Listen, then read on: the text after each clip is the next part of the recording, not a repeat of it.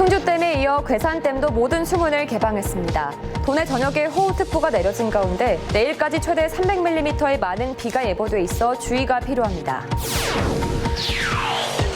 충청북도가 출자 출연 기관장 13명 중 6명에 대한 후임 인선 작업을 진행하고 있습니다. 경영 실적이 저조하거나 잡음이 끊이지 않았던 기관에 대해선 인적 쇄신 요구가 나오고 있습니다. 업무 시설인 오피스의 충북 지역 공실률이 전국에서 가장 높게 나타났습니다. 오피스 공실률 상승은 상권 침체 원인으로 지목되는 만큼 대책 마련이 절실합니다. 청주시가 대청호 주변 환경 규제로 낙후돼 온 문이면과 현도면의 관광자원 개발 방안을 모색하고 있습니다. 다양한 안이 제시됐지만 규제 완화 없이는 실현 가능성이 낮다는 지적도 나왔습니다. 여러분 안녕하십니까. CJB 8시 뉴스 시작합니다. 수도권을 강타한 비구름이 남하하면서 충북 지역에도 많은 비가 쏟아졌습니다. 달천 상류인 괴산댐은 2년 만에 수문을 모두 개방해 수위 조절에 들어갔고 남한강 상류인 충주댐도 방류량을 늘렸습니다. 박원 기자가 취재했습니다. 괴산군 칠성면에 있는 괴산댐이 쉴 새 없이 물을 쏟아냅니다. 괴산댐은 어제 오후 12시부터 수문 1개를 열고 조금씩 수위를 낮춰가다 오늘 새벽부터 비가 많이 내리자 오전 9시 30분부터 수문 7개를 모두 열고 본격 방류에 들어갔습니다. 현재 수위는 131.5m로 제한 수위인 133m를 넘지 않도록 유지하고 있습니다. 초당 550톤가량을 흘려보내고 있는데 비가 오는 상황에 따라 방류량을 조정할 방침입니다. 기존 초당 700톤에서 초당 1200톤으로 추가 승인을 받았습니다. 강우 상황에 따라 이 범위 내에서 단계적으로 방류량을 증가시킬 계획입니다. 그제부터 수문을 연 충주댐도 방류량을 확대했습니다. 초당 1,500톤을 방류하다 어젯밤 9시를 기점으로 2,000톤까지 늘려 수위를 조절하고 있습니다. 비 피해 신고도 잇따랐습니다. 청주와 충주, 제천 등에서 나무 쓰러짐 29건, 배수 지원 6건 등 38건의 신고가 접수됐습니다. 청주 비아동에 위치한 생수창고 지하실이 물에 잠겼고 복대동의 한 아파트 후문 앞 배수구가 막혀 도로가 침수되기도 했습니다. 충북에는 오늘 오후 6시까지 괴산 청천에 136, 청주 청남대에 130, 제천 송계에 109, 충주에 108mm의 비가 쏟아졌습니다. 청주 기상지청은 충북 전역에 모레까지 100에서 200mm, 많게는 250mm의 강한 비가 내릴 것으로 예측했습니다. CJB 박원입니다. 산림청이 오늘 오전 11시를 기해 충북 전역의 산사태 경보 수준을 경계로 한 단계 상향했습니다. 경계 단계는 산사태 위기 경보에 관심, 주의, 경계, 심각 등 4단계 중 3번째에 해당합니다. 또 괴산군에는 산사태 주의보가 내려졌습니다. 산사태 주의보와 경보는 자치단체의 자체 상황 판단에 따라 발령됩니다. 이범석 청주시장은 오늘 집중호우 대비 긴급 비상대책회의를 열고 시민 피해 예방에 만전을 기할 것을 주문했습니다. 청주시는 오늘 새벽부터 내린 집중호우로 재난안전대책본부 비상 1단계를 가동했으며 내일까지 많은 비가 예상됨에 따라 주요 부서별 비상근무조를 가동했습니다.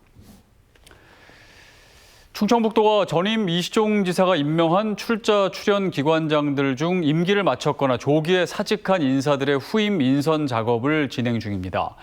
일부 기관장들에 대해선 인적 쇄신 요구가 이어지고 있습니다. 조영광 기자입니다. 이번 달부터 김영규 신임 청주의료원장이 3년의 임기를 시작했습니다. 김 원장은 전임 원장이 임기를 1년여를 남겨놓고 자리를 비워주면서 조기 투입됐습니다. 앞서 연경환 전 충북기업진흥원장은 세 번째 임기를 1년이 아닌 6개월로 단축했습니다. 이시종 전 지사와 같은 시기에 퇴임하면서 김용환 지사 취임과 동시에 후임 원장 공모 절차가 진행되고 있습니다. 이시종 전 지사가 임명한 출자 출연 기관장과 공기업 사장 13명 중 6명에 대한 후임 인선 작업이 진행 중인 가운데 인적 쇄신 요구도 커지고 있습니다. 경영 실적이 저조하거나 조직 내 잡음이 끊이지 않았던 충북개발공사 등이 그 대상이 될 수 있습니다. 저는 일을 만들어 드려야 되니까 제가 새로 일을 벌리지만 단기 순이익 갖고 단기 개인당 매출액 갖고 영역 평가하는 건 모순이 많다. 도의회도 인사청문회 대상인 충북개발공사 사장과 충북연구원장, 충북테크노파크 원장 추천 인사에 대한 송곳 검증을 벼르고 있습니다. 하지만 도의회가 청문 보고서를 채택하지 않아도 최종 임명권은 지사에게 있어 자칫 인사청문회가 요식행위에 그칠 수 있다는 우려도 나오고 있습니다.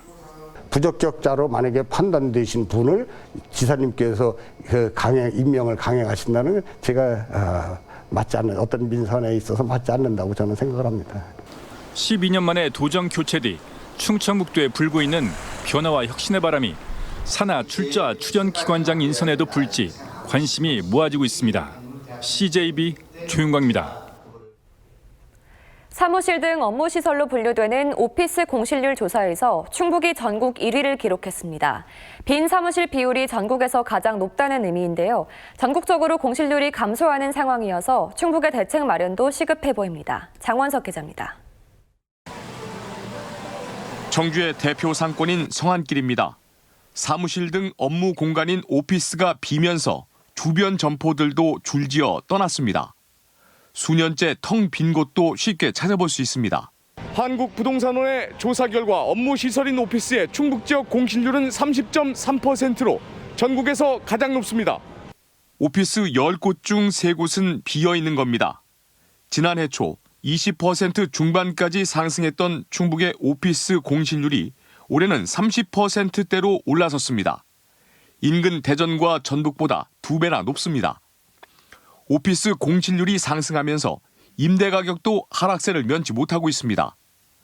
상인들은 오피스 공실률 상승을 상권 침체의 큰 원인 중 하나로 지목합니다. 은행과 기업 등 업무 시설의 이전과 축소 이후 문을 닫은 점포가 늘고 있기 때문입니다. 사무실 공간인 오피스가 공실이 된다면 주변 상권은 당연히 어려워질 수밖에 없습니다. 지자체에서 개발을 다시 한번 여기를 살린다는 그 의지가 없는 것 같아요. 반면 올해 1분기 전국 오피스 공실률은 10.4%로 지난 2013년 3분기 이후 8년여 만에 최저치를 기록하고 있습니다. 때문에 지역상권 활성화를 위한 충북의 자구 노력이 절실해졌습니다. CJB 장원석입니다.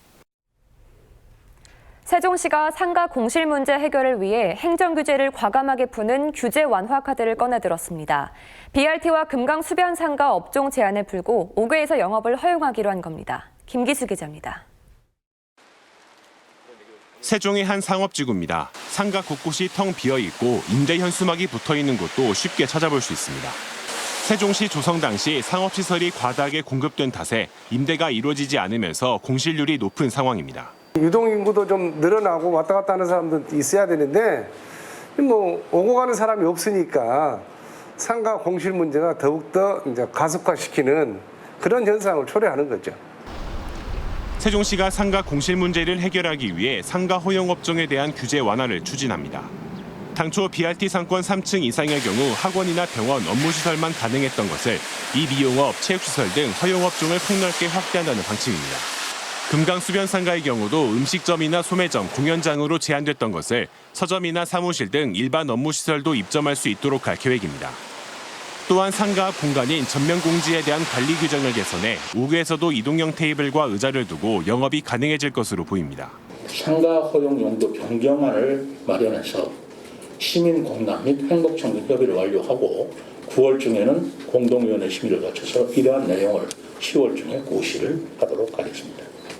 하지만 높은 상가 임대료와 부동산 경기 침체로 인구 유입마저 줄어들면서 상가 활성화에도 영향을 미치는 상황. 최민호 시장의 규제 완화 카드가 상가 공실 문제의 실타래를 풀 수 있을지 관심이 모아지고 있습니다. CJB 김기수입니다. 오늘 0시부터 오후 4시까지 발생한 충북 코로나19 신규 확진자 수는 1,886명으로 어제보다 500여 명 감소했습니다. 지역별로는 청주시 304명, 제천시 284명, 충주시 237명, 음성군 236명 등입니다. 도내 위중증 확진자는 14명으로 이 중 12명이 60대 이상 고위험군으로 나타났습니다. 충청북도는 코로나 재유행에 맞춰 충북대병원에 중증 전담병상 20개를 추가로 확보해 이번 주 금요일부터 가동한다고 밝혔습니다. 이로써 충북대병원의 지정 격리치료 병상은 60개로 늘었고 또 다른 거점 전담병원인 오송 베스티안 병원까지 포함하면 182개 병상을 확보하게 됐습니다. 충북의 병상 가동률은 38.9%로 지난주보다 7.4% 증가한 상황입니다. 대청호 주변 지역인 청주시 문이면과 현도면은 지금껏 각종 개발 제한에 묶여왔는데요. 주민들의 삶의 질을 높이고 지역을 발전시킬 수 있는 관광 자원을 개발하기 위한 논의가 본격 시작됐습니다. 안정은 기자가 취재했습니다. 금강변에 자리한 청주시 현도면 오토 캠핑장입니다. 지난 2018년 개장해 시민의 휴식과 여가 생활에 기여하고 있습니다. 하지만 이 일대는 개발 제한 구역으로 나무 한 그루 심는 것조차 금강유역 환경청의 승인을 받아야 할 만큼 제약이 많은 곳이기도 합니다. 청주시가 대청호 주변 환경 규제로 오랜 시간 낙후돼 온 문이면과 현도면의 관광개발 방안을 찾기 위한 연구용역 최종 보고회를 열었습니다. 핵심은 생태계 보전과 지역사회 발전이 가능한 생태문화관광 개발입니다. 문이면에는 기존 자원과 비규제 지역을 활용한 소규모 관광시설이 제시됐습니다. 현도면에는 기존 오토캠핑장을 확장한 복합 캠핑타운과 생태정원을 조성하는 방안이 나왔습니다. 캠핑장과 카라반 캠핑장, 글램핑장으로 다양한 캠핑의 여러 가지 종류를 이렇게 제공함으로써 경쟁력을 강화할 수 있고 지역 농산물 판매장으로 지역 주민이 이렇게 소득을 창출할 수 있는. 하지만 출렁다리, 수상 케이블카 설치 등 대규모 관광시설 조성안이 대거 포함돼 규제 완화 없이는 실현 가능성이 낮다는 지적도 남았습니다.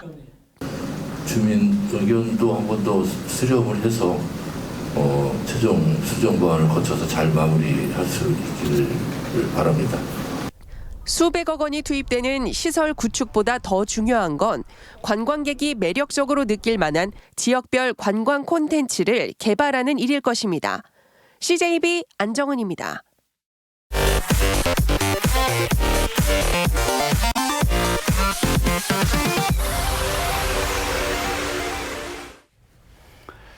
청주시가 최근 충청북도의 김영환 지사가 선거 과정에서 약속한 현금 지급 공약의 재정 분담이 어렵다는 입장을 전달했습니다.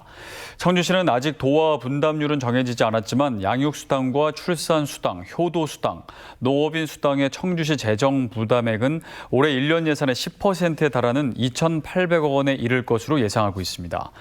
청주시는 분담 불가 입장이 반영되지 않을 경우 충북시장군수협의회에서 의견 수렴을 거쳐 충청북도 공약사업 평가자문위원회에 전달하는 방안도 검토하고 있습니다.